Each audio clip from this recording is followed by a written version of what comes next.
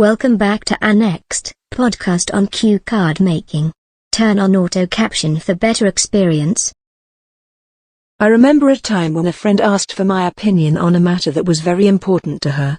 She was considering applying for a job in a different field, and she was feeling unsure about whether or not she should take the leap and make the change. My friend had been working in the same field for many years, and while she enjoyed her job, she felt that she was ready for a new challenge.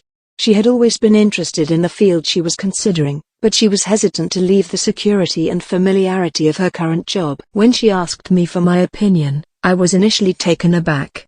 I knew how important this decision was for her, and I didn't want to give her advice that could steer her in the wrong direction.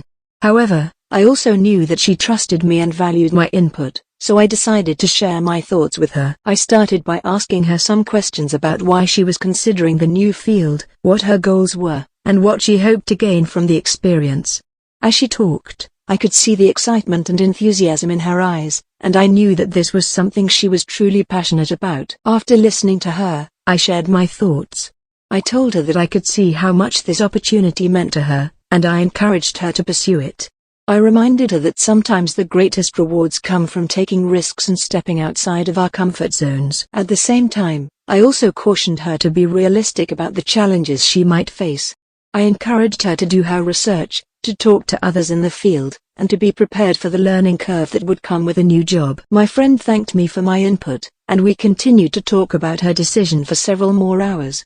Ultimately, she decided to apply for the job, and I was thrilled for her. I knew that this was a big step, but I also knew that she was capable of great things. In the end, my friend was offered the job, and she accepted. She has been working in the field for several years now, and she is thriving.